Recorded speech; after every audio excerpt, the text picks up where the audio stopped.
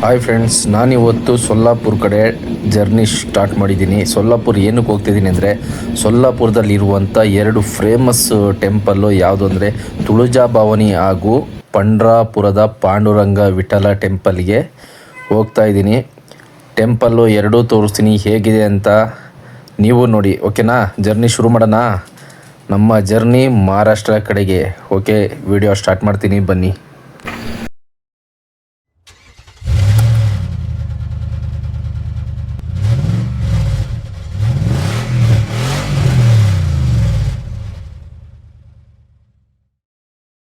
ಎಲ್ಲೆಡ್ಕೆ ಹಾಕೋಬಿಟ್ರೆ sir ಅಲ್ಲಿ ನನಗೆ ನಾವೆಲ್ಲಿಗಾದರೂ trip ಹೋಗಬೇಕು ಅಂದರೆ ನಮಗೆ ಬೆಸ್ಟು ಪಾರ್ಟ್ನರು ಈ ಎಲೆ ಅಡಿಕೆನೆ. ನಾನು ಟ್ರೈನಲ್ಲಿ ಮಂಕೊಂಡಿರ್ಬೇಕಾದ್ರೆ ಯಾರೋ ಒಂದಿಬ್ಬರು ಟಿಕೆಟ್ ತಗೊಂಡಿರಲ್ಲ, ಟಿ ಸಿ ಕೈಲಿ ತಗ್ಲಾಕೊಂಡ್ಬಿಡ್ತಾರೆ. ಓಕೆನಾ? ಟಿ ಸಿ ಏನು ಮಾಡಬೇಕು, ಟಿಕೆಟ್ ತಂದು ಕೊಡಬೇಕು, ಇಲ್ಲಾಂದರೆ ಅವನಿಗೆ ಟ್ರೈನಿಂದ ಇಳಿಸಿ ಇದು ಮಾಡಬೇಕು. ಅದು ಬಿಟ್ಟು ಇವನು ಟಿ ಸಿ ಏನು ಮಾಡ್ತಾರೆ, ಗೂಗಲ್ ಪೇ ಮಾಡಿಸ್ಕೊತಾರೆ ಇವನ ಹತ್ರ. ಐ ಥಿಂಕ್ 1,000 ಮಾಡ್ಕೊಂಡ ಅಂತ ಅನ್ಕೊತೀನಿ. ಅವನೇನೋ 1,000 ಹೇಳ್ತಿದ್ದ, 1,000 ಮಾಡ್ದ ಅಂತ ಅನ್ಕೊತೀನಿ. ಇವನ ಹತ್ರ ಫೋನ್ಪೇ ಮಾಡಿಸ್ಕೊಂಡು ಹೇಳ್ದೆ, ಇನ್ನೊಬ್ಬ ಮಹಾನ್ ಭಾವನ ಹತ್ರ ಕ್ಯಾಶ್ ಇಸ್ಕೊತವನೆ. ಎಷ್ಟಿದೆ ಕ್ಯಾಶು ಅಷ್ಟು ಕೊಟ್ಬಿಡು, ಇಲ್ಲಾಂದರೆ ನಿನಗೆ ಹಂಗೆ ಮಾಡ್ತೀನಿ ಹಿಂಗೆ ಮಾಡ್ತೀನಿ ಅಂತ ಅವನಿಗೆ ಎದುರಿಸ್ತಾ ಇದ್ದ. ನನಗೆ ಕೇಳಿಸ್ತಾ ಇತ್ತು, ಬಟ್ ಟ್ರೈನಲ್ಲಿ ಅದು ಕ್ಲಿಯರಿಟಿ ನಿಮಗಷ್ಟು ಕೇಳಿಸಿಲ್ಲ. ಇಬ್ಬರ ಹತ್ರನೂ ಚೆನ್ನಾಗಿ ಕಾಸು ಇಸ್ಕೊಂಡಾದ್ಮೇಲೆ ಸುಮ್ಮನೆ ಅವ್ರ ಹತ್ರ ಏನೋ ಮಾತಾಡೋ ರೀತಿ ಮಾತಾಡಿ, ಯಾರನ್ನ ಬಂದರೆ ನಾನು ಇರ್ತೀನಿ, ಆಯಿತು ಕೂತ್ಕೊಳ್ಳಿ ಅಂತ ಹೇಳ್ಬಿಟ್ಟು, ಅಣ್ಣ ಶಿಸ್ತಾಗಿ ಅವನ ಹತ್ರ 1,000, ಇವನ ಹತ್ರ ಆಲ್ಮೋಸ್ಟ್ ಒಂದು 500-600 ರೂಪಾಯಿ ಚೇಂಜ್ ಇತ್ತು. ಅದನ್ನು ಇಸ್ಕೊಂಡು ಸೀದಾ ಹೊರಟ್ರು. ಟ್ರೈನಿಂದು ಡೀಟೇಲ್ಸ್ ಹಾಕ್ತೀನಿ ನೋಡಿ. ಈ ಟ್ರೈನು ಯಶವಂತಪುರ ಜಂಕ್ಷನಿಂದ ರಾತ್ರಿ 8:50ಕ್ಕೆ ಹೊರಡುತ್ತೆ.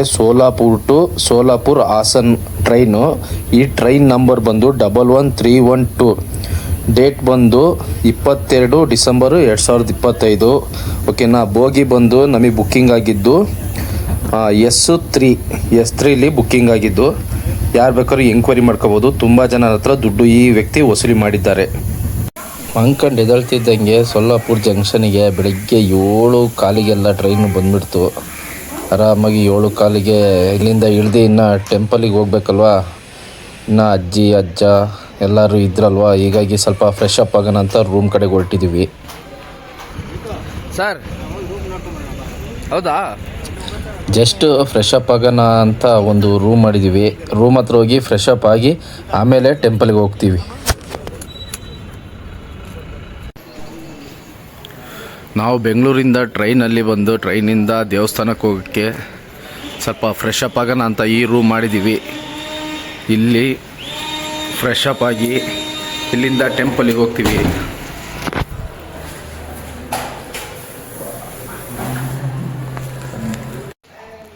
ಈ ಸೋಲಾಪುರದಿಂದ ಪ್ರಸಿದ್ಧವಾದ ಟೆಂಪಲ್ಗಳು ಅಂದರೆ ಇಲ್ಲಿ ಇರೋದು ಒಂದು ಸಿದ್ದೇಶ್ವರ ಟೆಂಪಲ್ಲು, ಹಾಗೆ ಬಂದರೆ ಸಿದ್ದೇಶ್ವರ ಟೆಂಪಲ್, ಅಲ್ಲಿಂದ ಬಂದರೆ ಪಂಡರಾಪುರ ಟೆಂಪಲ್ಲು, ಇಲ್ಲಿಂದ 72 ಕಿಲೋಮೀಟರ್ಸ್. ಅಲ್ಲಿಂದ ನೆಕ್ಸ್ಟು ನಾವಿವಾಗ ತುಳಜಾಭವಾನಿ ಈ ಟೆಂಪಲ್ಗೆ ಹೋಗಿ ಪೂಜೆ ಗೀಜೆ ಎಲ್ಲ ಮುಗಿಸ್ಕೊಂಡು ಇವತ್ತು ಇಲ್ಲೇ ಸ್ಟೇ ಮಾಡಿ ನಾಳೆ ಪಂಡ್ರಾಪುರಕ್ಕೆ ಹೋಗ್ತೀವಿ. ಈ ಟೆಂಪಲ್ಗೆ ಗಣಗಾಪುರ, ಇದೆಲ್ಲ ಸೋಲಾಪುರದಲ್ಲಿರುವಂಥ ಪ್ರಸಿದ್ಧವಾದ ಟೆಂಪಲ್ಗಳು. ಇದು ನಾವು ಮಾಡಿರುವಂಥ ರೂಮು. ಇಲ್ಲೇ ಫ್ರೆಶ್ ಅಪ್ ಆಗಿ ಹೋಗೋಕ್ಕೆ.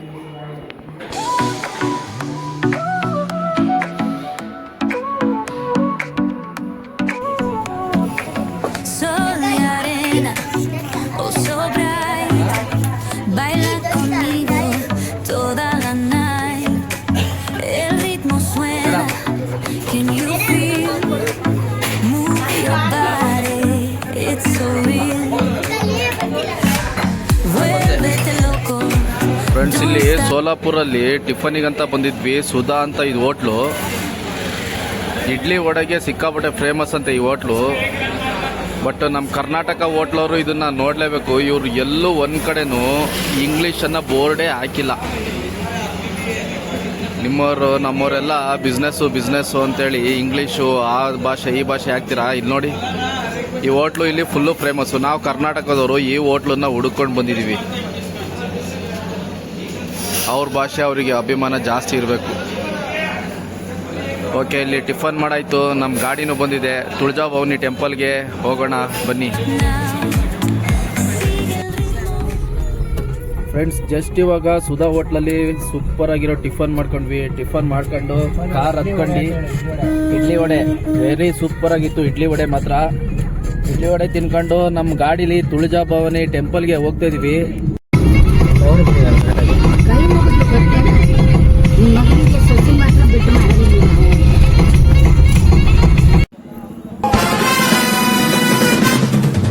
फटा पोस्टर निकला hero your attention please. Friends, ಗಾಡಿಯಿಂದ ಕೆಳಗೆ ಕಾರಿಂದ ಬಂದು ಇವಾಗ ತುಳಜಾಭವಾನಿ ಟೆಂಪಲ್ಗೆ ಎಂಟ್ರೆನ್ಸು ಬಂದಿದ್ದೀವಿ. ಎಂಟ್ರೆನ್ಸ್ ಹೇಗಿದೆ ಅಂತ ತೋರಿಸ್ತೀನಿ ನೋಡಿ. ಇದು 2 ಎಂಟ್ರೆನ್ಸ್ ಇದೆ ಅಂತೆ. ಒಂದು ಕಾರ್ ಎಂಟ್ರೆನ್ಸ್, ಕಾರ್ ಪಾರ್ಕಿಂಗಿಂದ ನಾವು 2ನೇ ಎಂಟ್ರೆನ್ಸಿಂದ ಬರ್ತಿದ್ದೀವಿ. ಫಸ್ಟ್ ಎಂಟ್ರೆನ್ಸು ಆ ಕಡೆಯಿಂದ ಇದೆ. ಇವಾಗ ದೇವಸ್ಥಾನ ಎಂಟ್ರಿ ಹೇಗಿದೆ ಅಂತ ತೋರಿಸಿ ನೋಡಿ. ಇದು ಟೆಂಪಲ್ ಎಂಟ್ರಿಗೆ.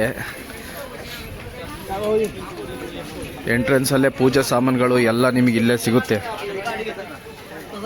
ದೇವ್ರಿಗೆ ಪೂಜೆ ಮಾಡಿಸೋರು ಪೂಜೆ ಸಾಮಾನುಗಳೆಲ್ಲ ಇಲ್ಲೇ ತೊಳ್ಬೋದು. ಈ ಟೆಂಪಲ್ ಬಗ್ಗೆ ನನಗೆ ಸ್ವಲ್ಪ ಗೊತ್ತಿದೆ, ಬಟ್ ನಮ್ಮ ಸರ್ರಿಗೆ ಈ ಟೆಂಪಲ್ ಬಗ್ಗೆ ಎಲ್ಲ ಚೆನ್ನಾಗಿ ಗೊತ್ತಿದೆ. ದೇವಸ್ಥಾನ ನೋಡಬೇಕಾದ್ರೆ ತುಳಜಾಭವಾನಿ ದೇವ್ರ ಬಗ್ಗೆ ಎಲ್ಲ ಎಕ್ಸ್ಪ್ಲೈನ್ ಮಾಡ್ತಾರವರು. ಅಲ್ಲಿ ತನಕ ಎಂಟ್ರೆನ್ಸ್ ಹೋಗೋ ತನಕ ನಾವು ನೋಡೋಣ. ನನಗೆ ಗೊತ್ತಿರೋಂಗೆ ಒಂದು ಸ್ವಲ್ಪ ಗೊತ್ತಿದೆ, ಅದು ನಾನು ಸ್ವಲ್ಪ ಹೇಳ್ತೀನಿ. ಬಟ್ ಸರ್ರಿಗೆ ಫುಲ್ಲು ಚೆನ್ನಾಗಿ ಗೊತ್ತು, ಅವ್ರು ಹೇಳ್ತಾರೆ. ಬಟ್ ಜಾಸ್ತಿ ನಮ್ಮ ಕನ್ನಡದ ಯೂಟ್ಯೂಬರ್ಸ್ಗಳು ಯಾರೂ ಜಾಸ್ತಿ ಈ ಟೆಂಪಲ್ಗೆ ಬಂದಿಲ್ಲ. ಯಾಕಂದರೆ ಎಕ್ಸ್ಪೆನ್ಸಿವ್ ಜಾಸ್ತಿ ಆಗಿಬಿಡುತ್ತೆ ಅಂತೇಳಿ ಯಾರು ಬಂದು ವೀಡಿಯೋ ಮಾಡಿರಲ್ಲ. ನಾನು ನೋಡಿದ್ದೀನಿ ಎಲ್ಲ 3 ಇಯರ್ಸ್ 4 ಇಯರ್ಸ್ ಬ್ಯಾಕಿನ ವೀಡಿಯೋಸ್ಗಳಾಯಿತು. ಬಟ್ ಇವಾಗ ಈ 2026 ಈ ಇಯರ್ದು ವೀಡಿಯೋ ಫಸ್ಟು ತುಳಜಾಭವಾನಿದು ನಾನೇ ಮಾಡ್ತಾಯಿದ್ದೀನಿ ಅನ್ಕೊತೀನಿ. ಬಟ್ ಇವಾಗ 20ನೇ ತಾರೀಕಿಂದ 25ರವರೆಗೂ ದೇವರು ಗರ್ಭಗುಡಿ ಒಳಗೆ ಇರೋದಿಲ್ವಂತೆ, ತೊಟ್ಲಲ್ಲಿ ಮಲಗಿರುತ್ತಂತೆ. ಬಟ್ ಯಾರೋ ಹಿಂಗೆ ಹೇಳಿದರು, ಗರ್ಭಗುಡಿಲಿರೋಲ್ಲ ತೊಟ್ಲಲ್ಲಿರುತ್ತೆ ಅಂತ. ದೇವರು ಹೇಗಿರುತ್ತೆ ನೋಡೋಣ. ನೋಡಿ ಫ್ರೆಂಡ್ಸ್, ಮುಖ್ಯ ದ್ವಾರ ಯಾವ ಥರ ಇದೆ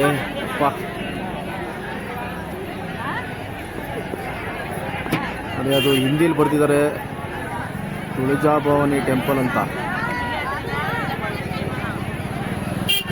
ಬನ್ನಿ ಒಳಗೆ ಹೋಗೋಣ. ಮುಖ್ಯ ದ್ವಾರ ಎಂಟ್ರೆನ್ಸಲ್ಲೇ ಫುಲ್ಲು ಸ್ಕ್ಯಾನಿಂಗ್ ಎಲ್ಲ ಇಟ್ಟಿದ್ದಾರೆ. ಕ್ಲೀನಾಗಿ ಚೆಕ್ ಮಾಡ್ಕೊಂಡು ಒಳಗೆ ಬಿಡ್ತಾರೆ.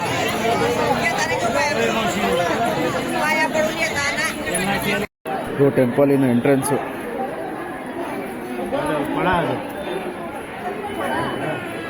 ಅಲ್ಲಿ ಸ್ನಾನದ ಕೊಳ ಇದೆಯಂತೆ. ಈಗ ಅಲ್ಲಿಗೆ ಹೋಗ್ತೀವ ಸರ್? ನೋಡಿ, ಅಲ್ಲೂ ಹೋಗ್ತಾರ ಲೈನು.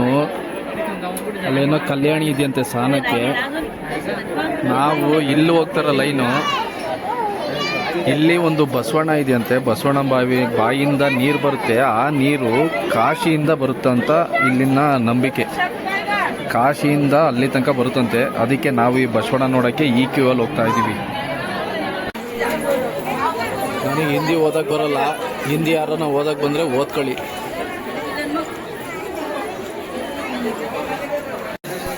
ನಾನು ಹೇಳಿದ್ನಲ್ಲ ಬಸವಂದು ಇದೆ ನೋಡಿ. ಈ ಬಸವ ಈ ಬರ್ತಿರೋ ನೀರು, ಈ ನೀರು ಕಾಶಿಯಿಂದ ಬರ್ತದೆ ಅಂತ ಇಲ್ಲಿಂದ ನಂಬಿಕೆ ನೋಡಿ.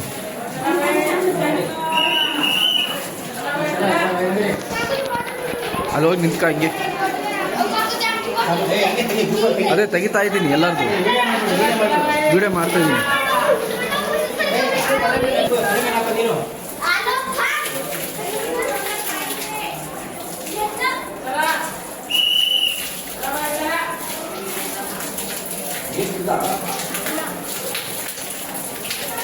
ಕುಡಿ ನೀರು.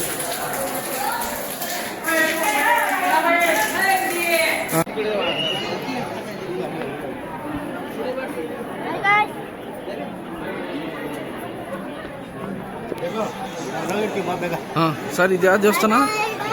ಗಣೇಶ.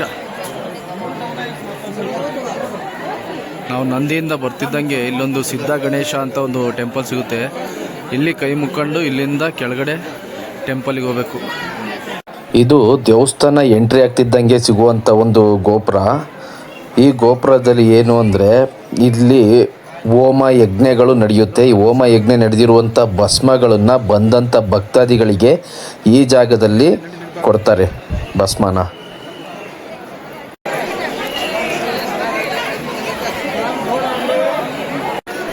ಇದು ಬಸವಣ್ಣನ ಹತ್ರ ಸ್ನಾನ ಮಾಡ್ಕೊ ಬಂದ್ರಲ್ಲ, ಬಂದಾದ್ಮೇಲೆ ಈ ಥರ ಪ್ರದಕ್ಷಿಣೆ ಆಗ್ತಾರೆ. ಇದಕ್ಕೆ ದೀಡು ಪ್ರದಕ್ಷಿಣೆ ಅಂತ ಹೇಳ್ತಾರಂತೆ.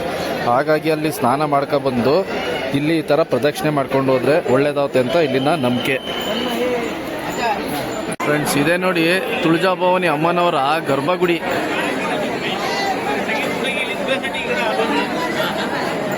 ಇದೇ ಗರ್ಭಗುಡಿ. ಎಂಟ್ರೆನ್ಸಲ್ಲಿ ಹೆಂಗಾರ ಮಾಡಿ ಶೂಟ್ ಮಾಡೋಣ.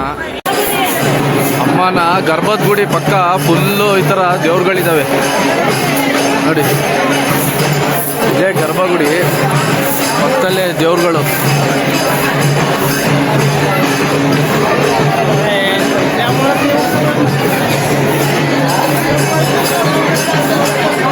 ಇದು ಗರ್ಭಗುಡಿ ಬ್ಯಾಕ್ ಸೈಡು.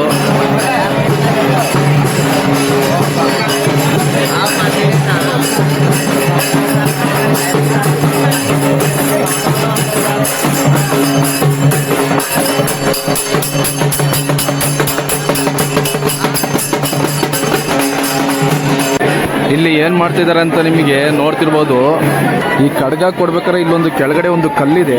ಆ ಕಲ್ಲನ್ನ ಮುಟ್ಟಿ ನೀನು ಹೋಗೋ ಕೆಲಸ ಆಗುತ್ತೋ ಇಲ್ವೋ ಅಂತ ಈ ಕಲ್ಲಿಂದ ಡಿಸೈಡ್ ಮಾಡ್ತಿದ್ರಂತೆ. ಈ ಕಲ್ಲು ರೈಟ್ ತಿರುಗಿದ್ರೆ ಆಗುತ್ತೆ ಅಂತ, ಲೆಫ್ಟಿಗೆ ತಿರುಗಿದ್ರೆ ಆಗಲ್ಲ ಅಂತ ಅಂತೆ. ಆ ಕಲ್ಲಲ್ಲಿ ತೋರಿಸ್ತೀನಿ ಬನ್ನಿ. ಈ ಕಲ್ಲು ಛತ್ರಪತಿ ಶಿವಾಜಿ ಮಹಾರಾಜರು ಈ ತಾಯಿ ಹತ್ರ ಬಂದು ಆಶೀರ್ವಾದ ಪಡೆದು ಇಲ್ಲಿಂದ ಒಂದು ಖಡ್ಗ ಇಸ್ಕೊಂಡು ಹೋಗ್ತಾರೆ. ಆ ಖಡ್ಗ ಇಸ್ಕೊಂಡು ಹೋಗ್ಬೇಕಾದ್ರೆ ಆ ಕಲ್ಲ ಮೇಲೆ ನಮಸ್ಕಾರ ಮಾಡಿಕೊಂಡು ಆಗೋ ಕೆಲಸ ಆಗುತ್ತೋ ಇಲ್ವೋ ಅನ್ನೋದನ್ನ ರೈಟಿಗೆ ತಿರ್ಗಿದ್ರೆ ಆಗುತ್ತೆ ಅಂತ, ಲೆಫ್ಟಿಗೆ ತಿರ್ಗಿದ್ರೆ ಆಗಲ್ಲ ಅಂತ ಮುನ್ಸೂಚನೆ ಈ ಕಲ್ಲು ಕೊಡ್ತೈತಂತೆ. ಈ ಅಂಬಾಬಾನಿ ದೇವಸ್ಥಾನದ ಮುಂದೆ ಖಡ್ಗ ಇಸ್ಕೊಂಡು ಹೋಗ್ತಾರೆ. ತೋರಿಸ್ತೀನಿ ಬನ್ನಿ. ನೋಡಿ, ನನ್ನ ಮನಸ್ಸಲ್ಲೇನೋ ಅನ್ಕೊಂಡೆ, ಕಲ್ಲು ಯಾವ ಥರ ರೈಟಿಗೆ ತಿರುಗ್ತಾ ಇದೆ. ಅನ್ಕೊಂಡಿರೋದು ನಿಜ ಆಗುತ್ತಾ ನೋಡೋಣ. ನಿಜ ಆದರೆ ತಿರ್ಗಾ ಇನ್ನೊಂದ್ಸತಿ ಬರ್ತೀನಿ ಇಲ್ಲಿಗೆ.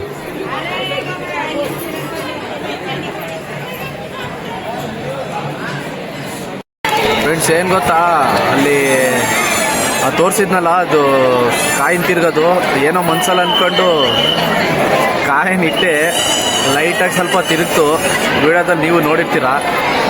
ನೆಕ್ಸ್ಟು ಅಮ್ಮನವರ ಗರ್ಭಗುಡಿ ಒಳಗೆ ಹೋಗೋಣ ಬನ್ನಿ.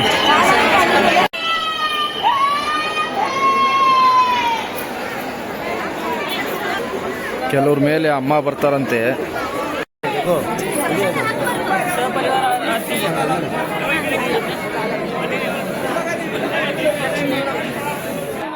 ನಿಜವಾಗ್ಲೂ ಗರ್ಭಗುಡಿಲಿ ನೋಡಿದರೆ ಅಷ್ಟು ಖುಷಿ ಆಗ್ತಿತ್ತೋ ಇಲ್ವೋ ಗೊತ್ತಿಲ್ಲ.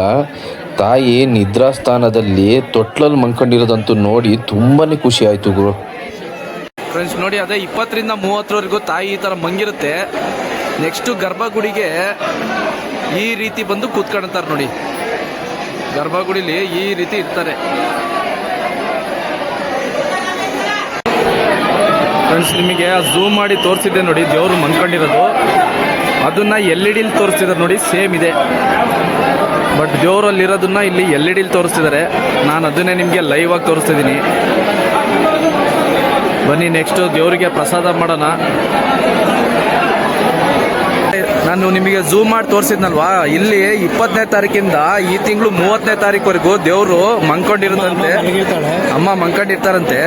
30ನೇ ತಾರೀಕು ಮೇಲ್ಗಡೆ ಗರ್ಭಗುಡಿಗೆ ಬರ್ತಾರಂತೆ. ಅಲ್ಲಿವರೆಗೂ ಯಾರಿಗೂ ಎಂಟ್ರಿ ಇಲ್ಲ, ಜಸ್ಟ್ ಇಲ್ಲೇ ನಿಂತ್ಕೊಂಡು ನೋಡಬೇಕು.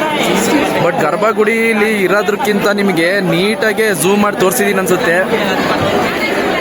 ಓಕೆನಾ? ಈಗ ತಾಯಿಗೆ ನೈವೇದ್ಯ ಮಾಡಬೇಕು. ನೈವೇದ್ಯ ಮಾಡೋದು ಯಾರು ತೋರಿಸಿಲ್ಲ ಅನ್ಸುತ್ತೆ. ನೈವೇದ್ಯ ಮಾಡಿ ಉಡಿ ತುಂಬಿಸ್ಬೇಕು. ನೈವೇದ್ಯ ಮಾಡಿ ಉಡಿ ತುಂಬಿಸ್ಬೇಕು. ಪೂಜಾರಿ ಅವರು ಬರ್ತಾರೆ. ಬಟ್ ಯಾರು ವಿಡಿಯೋದಲ್ಲಿ ತೋರಿಸಿರಲ್ಲ, ಈ ದೇವರಿಗೆ ನಾನ್ ವೆಜ್ ಮಾಡ್ತಾರೆ. ನಾವು ಇವಾಗ ನಾನ್ ವೆಜ್ ಮಾಡಿ ದೇವರಿಗೆ ಎಡೆ ಇಡ್ತೀವಿ. ಈ ದೇವಸ್ಥಾನದ ಹಿಸ್ಟ್ರಿ ನನಗಷ್ಟು ಗೊತ್ತಿಲ್ಲ. ಆ ಹಿಸ್ಟ್ರಿನ ನಮ್ಮ ಸರ್ರು ಕ್ಲೀನಾಗಿ ಎಕ್ಸ್ಪ್ಲೈನ್ ಮಾಡ್ತಾರೆ ನೋಡಿ. ಈ ದೇವಸ್ಥಾನದ ಅಮ್ಮನವ್ರಿಗೂ ಮತ್ತು ಶಿವಾಜಿ ಮಹಾರಾಜರಿಗೂ ಚೂರು ಸಂಬಂಧ ಇದೆ. ಯಾವ ಥರ ಅಂದರೆ, ಶಿವಾಜಿ ಮಹಾರಾಜರು ಒಂದು ಚಕ್ರಾಧಿಪತಿಯಾಗಿ ಎಲ್ಲ ರಾಜ್ಯನ ಗೆದ್ಕೊಂಡು ಬರ್ತಾ ಇರ್ತಾರೆ. ಬರೋ ಸಂದರ್ಭದಲ್ಲಿ ತುಳಜಾಪುರ ಅಂತ ಈ ಊರಿಗೆ ಬರ್ತಾರೆ. ಬಂದಾಗ ಈ ದೇವಸ್ಥಾನದ ಬಗ್ಗೆ ಎಲ್ಲ ಕೇಳಿರ್ತಾರೆ.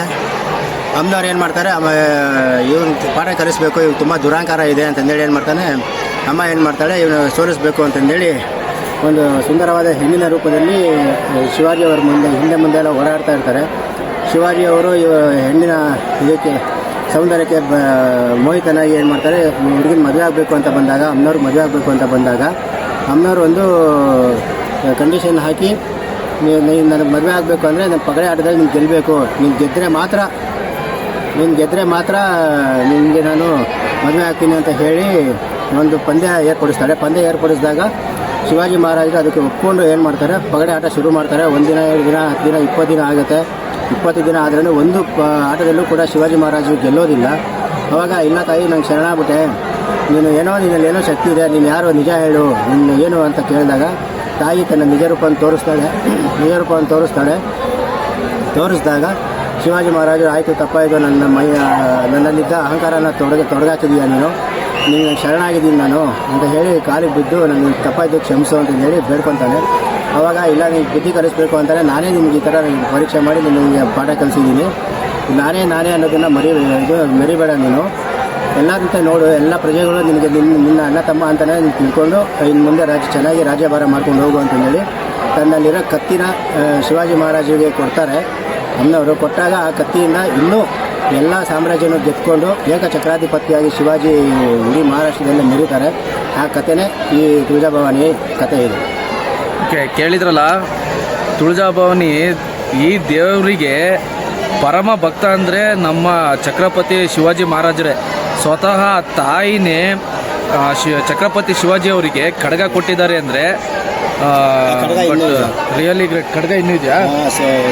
ಖಡ್ಗ ಆಮೇಲೆ ಪಗಡೆ ಆಡಿದ್ದು ಎಲ್ಲ ಜಾಗ ಇದೆ ದೇವಾಲಯದ ಹಿಂಭಾಗನೇ. ಆ ಪಗಡೆ ಆಡಿದ್ದು ಆ ಖಡ್ಗಗಳೆಲ್ಲ ಇನ್ನೂ ದೇವಸ್ಥಾನದ ಹಿಂದ್ಗಡೆ ಇದೆಯಂತೆ. ಬಟ್ ಈಗ ತೋರ್ಸಕ್ಕಂತೂ ಆಗಲ್ಲ, ಯಾಕಂದರೆ ದೇವರು 20ನೇ ತಾರೀಕಿಂದ 30ನೇ ತಾರೀಕುವರೆಗೂ ಅವರು ನಿದ್ರಾ ರೂಪದಲ್ಲಿ ಮಲಗಿರೋ ಕಾರಣ ನಮಗೆ ಗರ್ಭಗುಡಿ ಸೈಡ್ ಹೋಗೋಕ್ಕೂ ಬಿಡಲ್ಲ. ಜಸ್ಟ್ ಹೊರಗಡೆಯಿಂದನೇ ಕನ್ನಡಿಲೇ ನೋಡ್ಕೊಂಡು ಹೋಗಬೇಕು.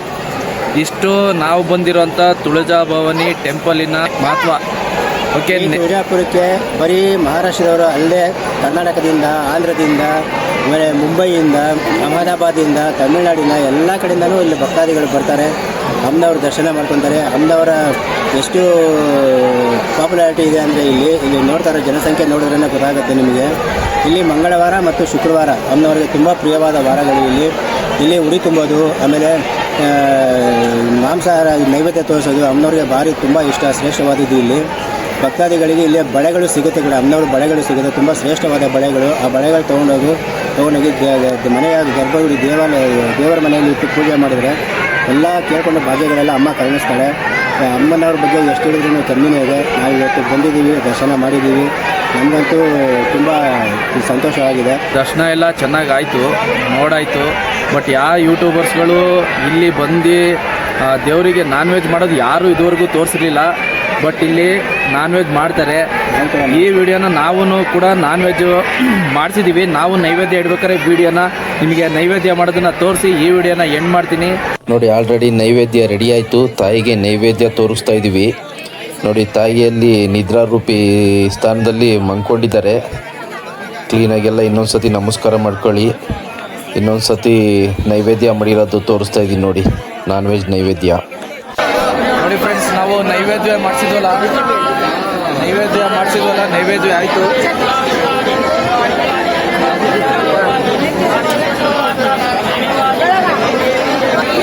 ಯಾರು ತೋರಿಸಿರ್ಲಿಲ್ಲ, ತೋರಿಸಿದ್ದೀನಿ. ತುಳಜಾಭವಾನಿ ಟೆಂಪಲಲ್ಲಿ ನಾನ್ ವೆಜ್ಜನ್ನು ನೈವೇದ್ಯವಾಗಿ ಇಡ್ತಾರೆ. ಆಲ್ಮೋಸ್ಟ್ ಎಲ್ಲದನ್ನು ಕ್ಲೀನಾಗಿ ತೋರಿಸಿದ್ದೀನಿ ಅಂತ ಅನ್ಕೊತೀನಿ. ಈ ವಿಡಿಯೋ ನಿಮಗೆ ಇಷ್ಟ ಆದಲ್ಲಿ ಲೈಕ್ ಆ್ಯಂಡ್ ಸಬ್ಸ್ಕ್ರೈಬ್ ಮಾಡಿ. ನಿಮಗೋಸ್ಕರ ಮಹಾರಾಷ್ಟ್ರ ತನಕ ಬಂದು ವಿಡಿಯೋ ಮಾಡಿದ್ದೀನಿ. ಒಂದು ಲೈಕು, ಒಂದು ಸಬ್ಸ್ಕ್ರೈಬ್ ಮಾಡಿಕೊಡ್ರಯ್ಯ. ನೆಕ್ಸ್ಟ್ ವಿಡಿಯೋದಲ್ಲಿ ಸಿಗ್ತೀನಿ. ಎಲ್ಲರಿಗೂ ಟಾಟಾ, ಬಾಯ್.